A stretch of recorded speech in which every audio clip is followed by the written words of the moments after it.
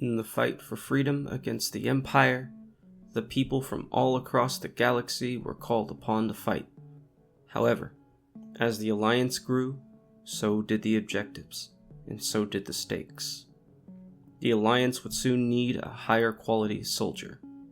While some of these soldiers were taken from the exceptional amongst Alliance ranks, the rebels would need to search the farthest edges of the galaxy. They must find the folks who lived on the Forgotten Worlds and in wild space.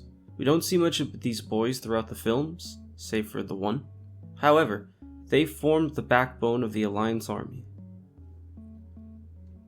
Before we do, we should get some terms and basic ideas out of the way. The Alliance was an insurgency, and it remained that way for much of the Empire's existence, only really claiming legitimacy after the fall of the Empire at Coruscant, or Jakku. For the majority of the Alliance's existence, they used what are called irregular troopers within splinter cells of various sizes. The dissolution of the Senate, the massacre at Jeddah, and the Death Star's construction were all a part of the Tarkin doctrine of rule through fear. However, it was also an escalation. Peace was no longer possible at the table. The Empire had to be overthrown. The assault on Kamino and the Battle of Scarif, these moments are when the Alliance became an insurgency, when it entered open warfare. So in the early years, all Alliance soldiers were irregular. They performed a lot of the stuff special operations would do. Recon, sabotage, intel gathering, assassinations, retrieval, and gaining local support. However, stick with me for a second. Can you imagine the type of people who would join an insurgency in its formative years? You'd need dreamers, sure. However, the Empire had a whole lot of killers, and the rebels needed their own. With peace no longer on the table, and an enemy who sought their annihilation, the Alliance would have to achieve victory at any cost. So let's start with the early commandos. And this video is about rebel ground teams, not necessarily the types. I'm here to talk about cool designs and each of these units' shining moment, and I'm also including both canon and non-canon. The Alliance army sourced their men from across the galaxy. To start, I want to focus on two rebel teams. They were featured in some of the games and one of the movies, because we often don't get to see these guys on the screen for very long. Rom Koda's militia and his commandos from the Force Unleashed 1 and 2, and the Marines formed from Saw Gerrera's partisans in Rogue One. These men would be the first rebel commandos. You want to talk about hope? Imagine being the first people to fight this. Firstly, Koda's militia from Legends. Their first appearance was as cannon fodder in the first Force Unleashed game, for Starkiller to blast through in the first mission. And by the second game, they formed the early ground teams for the Alliance. Their shining moment was during the assault on Kamino, led by that same Starkiller.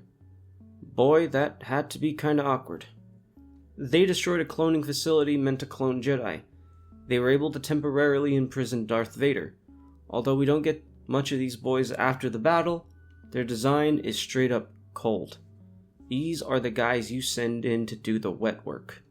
Not much of these guys exist outside the game. Luckily, someone modded them into Battlefront 2. During the fight on Kamino, they fought armies of elite stormtroopers and incomplete Jedi clones. These stormtroopers were meant specifically to combat Jedi. These guys had to fight literal abominations as a part of the first battle. If they didn't believe in the cause before, they certainly did after. Another early Alliance Special Operations unit was the Rebel Marines. Definitions in Star Wars are always nebulous as shit. They are called Marines, and we have multiple other instances of Marines in Star Wars. Many versions of the Star Wars Marine usually do space ops, however, there are two that don't. These Marines and these Marines. Both of which basically just operate in harsh conditions, presumably in contested operations. Essentially, they are the invasion force. Both are pretty cool, but we're talking about the Rebel Marines today. They made their debut in Rogue One by being the fellas who stole the Death Star plans. I fucking love their Vietnam-inspired design. It's so badass. It sucks that these guys didn't make it into Battlefront, but rather we got more regular trooper designs. However, another brilliant modder added improved designs to Battlefront 2. Like the commandos from before, these boys look like the guys you send into the shit. Roughnecks, gunfighters, and many of these guys were from the Jedha Partisans. As far as I can tell, this is the first time Rebel Commandos fought Death Troopers. Man, what a fucking shock that must have been to watch these things for the first time. However, this unit was largely annihilated by the Death Star in a test firing, all except for Leia's blockade runner, which was manned by the Alderaan Guard. What brings these two units together is the absolute balls on these guys. You join a rebel army. Most of you don't have armor and barely a blaster. And now you have to fight the largest army in the history of the galaxy. And don't forget a few horrors that walk like men. Like revolutions in real life, those first guys were the bravest and the craziest. They achieved early victories that proved the Empire could be confronted in open battle. These victories did a lot for the Alliance. Most importantly, they gained them allies. Some of these newfound allies would go on to form some of the best rebel teams. There are two squads I want to focus on. Let's start on the former, Renegade Squadron. They were featured in Battlefront Renegade Squadron. Renegade Squadron was recruited to help bolster the defenses of Yavin 4. Renegade, Renegade, Renegade, Renegade, Renegade, Renegade. Okay, I'll stop. So let's put some things into context. The Alliance just fought these fucking things, and had some run-ins with these guys, and don't forget, that hallway filled with poor bastards. The Empire had plenty of stone-cold killers. Now the Alliance needed its own. Commissioned by Han Solo with the objective of finding real warriors. So comes in Renegade Squadron. Made up of the kind of people who Han Solo hung out with before joining the government. Most of the history of the unit was lost until the new Jedi began to archive the Galactic Civil War. Most of the fights these men would find themselves in tended to be down to the wire. Surprise attacks, being on the run, and often taking rearguard action like at Yavin or Hoth. These men were the first and last out. The Alliance expected high casualty rates, but they always got the job done. Their crowning moment was at Korriban, where they had to steal the second Death Star plans. Yeah, they haven't been replaced by the Disney canon yet. They stole the plans right from under Palpatine's nose, even temporarily sealing that bastard in a cave and making a run for it. These plans were essential for the raid on the Death Star and Endor. After the fall of the Empire, they were disbanded, and they returned to whatever lives they had before, as unsung heroes.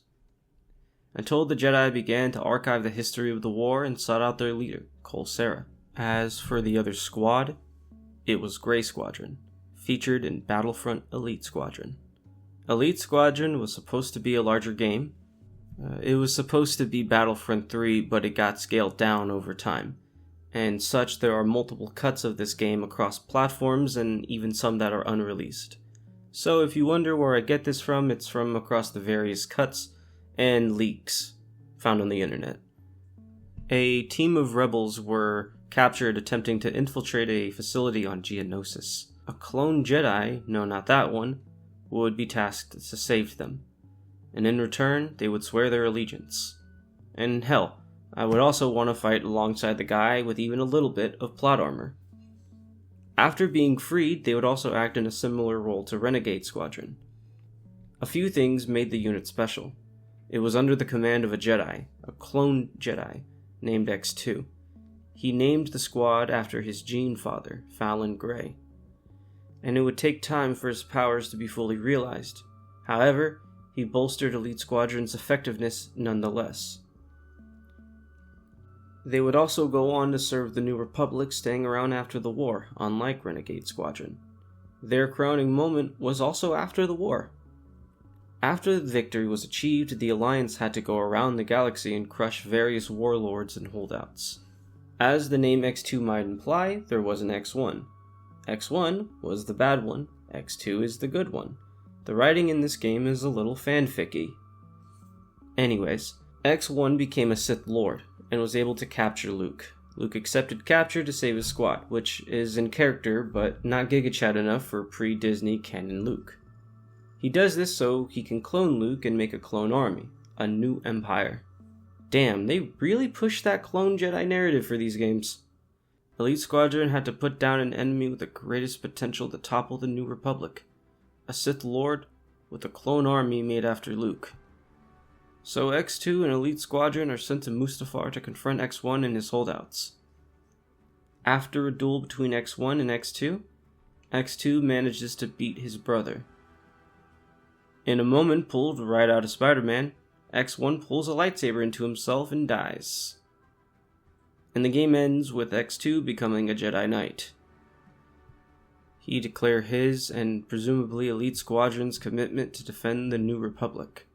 As far as I know, that's the last we hear of them. I picked these squads because I like them a lot. Cool designs and some on-screen appearances, along with some nostalgia from the old Battlefront games. I'm doing a bit more lore, it's still a little new to me. I hope you enjoyed it. Please leave feedback and suggestions. Have a great day. Bye.